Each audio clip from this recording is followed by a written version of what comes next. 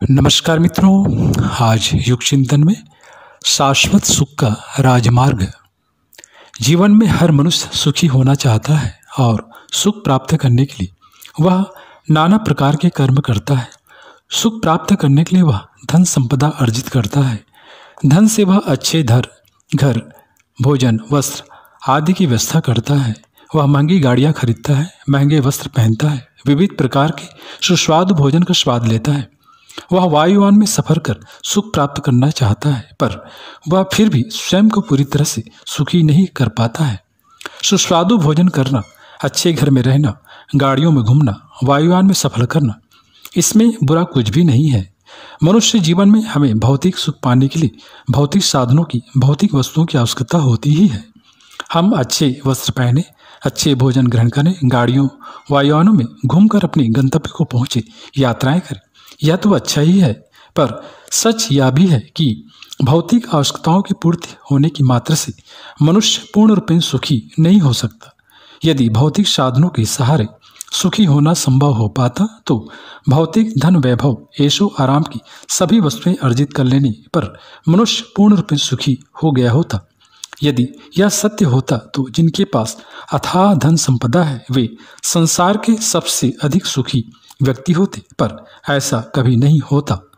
यदि अपार धन वैभव के होने पर मनुष्य सुखी होता तो महावीर और बुद्ध राजमहल के सुख वैभव का त्याग न करते। वे सुख वैभव का त्याग कर वर्षों तक कठिन तपस्या क्यों करते?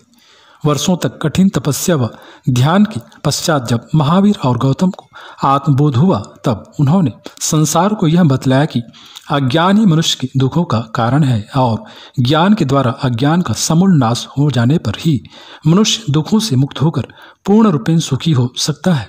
इस प्रकार हमारा सुखी या दुखी होना अपार धन संपदा के होने या न होने पर निर्भर नहीं करता, बल्कि इस बात पर निर्भर करता है कि हमारे पास ज्ञान दृष्टि है या नहीं।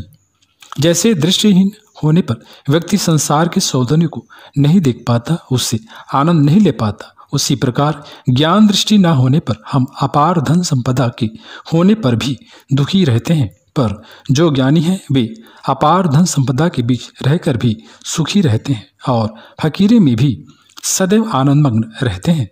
दरअसल आत्मज्ञान, ब्रह्मज्ञान होने पर ही हम यह अनुभव कर पाते हैं कि संसार की सभी वस्तुएं नश्वर हैं, क्षण भंगुर हैं। इसलिए नश्वर और क्षण भंगुर वस्तुएं हमें कभी भी शाश्वत सुख नहीं दे सकती। हमारा शरीर भौतिक है, इसलिए शरीर निर्वाह के लिए हमें भौतिक वस्तुओं की आवश्यकता पड़ती है। भौतिक वस्तुओं से हमारे शरीर, मन व इंद्रियों को सुख प्राप्त होता है, पर यह सुख भी क्षण भंगुर ही होता है। जीवात्मा शरीर नहीं है, शरीर तो जीवात्मा का वस्त्र मात्र है।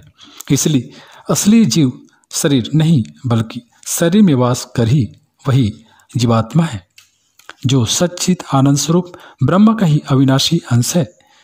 शरीर के नष्ट हो जाने पर भी इस अविनाशी आत्मा का कभी संपूर्णतः नाश नहीं होता। शरीर के नष्ट हो जाने पर जीवात्मा अपने शुभ अशुभ कर्मों के अनुसार पुनः नूतन शरीर धारण कर लेती है और पुनः जीवात्मा अपने नए शरीर में, नए जीवन में आकर पुनः अपने कर्मों के अनुसार सुख दुख भोगती है और इस प्रकार जीवन मृत्यु के चक्र में पड़ी हुई जीवात्मा दुख भोगती रहती है। पर जब भगवत उपासना से साधक को अपनी आत्मा में ब्रह्म का साक्षात्कार होता है तब उसके सारे कर्म संस्कार मिट जाते हैं। जीवात्मा परमात्मा के प्रकाश से, संस्पर्श से परमात्मा रूप हो जाती है और वह अपने वास्तविक स्वरूप को जान लेती है, पहचान लेती है। तब उसे यह बोध हो जाता है कि मैं शरीर नहीं, आत्मा हूँ। शरीर तो मेरा वस्त्र मात्र है, मैं ब्रह्म हूँ। उसे जीव और ब्रह्म अर्थात आत्मा और ब्रह्म की अभेदता, अभिन्नता, एकता की अनुभूति होती है और उस अनुभूति से उसे सुख प्राप्त होता है। उसे ही ब्रह्म सुख कहते हैं, उसे ही ब्रह्मानंद कहते हैं, उसे ही परम सुख कहते हैं, उसे ही शाश्वत सुख कहते हैं। इस प्रकार निज बोध से साधक को जब ज्ञान दृष्टि मिल जाती है तब वह उस ज्ञान दृष्टि से ही संसार को देखता है और तदनुरूप व्यवहार करता है। वह स्वर्ण के घर में रहता हो या मिट्टी के घर में, दोनों में ही वह आनंदमग्न रहता है। वह पैदल चल रहा हो या वायुयान में, वह आनंदमग्न होता है।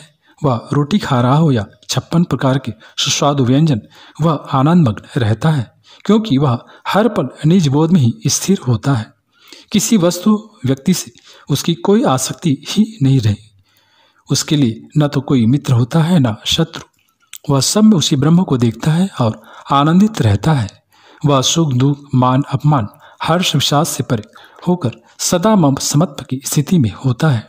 उसे कोई वस्तु या घटना न तो हर्षित करती है न ही दुखी, क्योंकि वह देह मन बुद्धि और इंद्रियों के आकर्षण और असर से परे सदैव आत्मभाव में ही स्थित होता है। वह देह परायण न होकर आत्मपरायण होता है।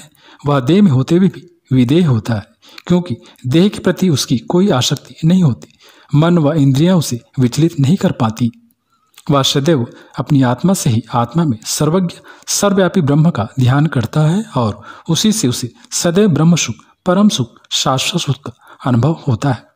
उसके लिए सुखी होना इंद्रियों के द्वारा भोगे गए या भोगे जाने वाले विभिन्न प्रकार के विषय भोगों से उत्पन्न सुख क्षणिक सुख पर निर्भर ही नहीं करता। वह शुभ अशुभ पाप पुण्य दोनों से परे होकर योगी की तरह सिर्फ निष्काम कर्म करता है, अर्थात वह अपने हर कर्म को भगवान का ही काम समझकर करता है और उसके परिणाम की चिंता नहीं करता, क्योंकि वह अपने कर्म को भगवान को ही अर्पित करता जाता है।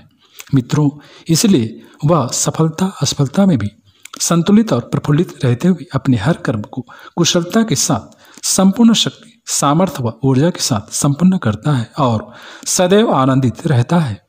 वह सदैव परब्रह्म से जुड़ा रहता है।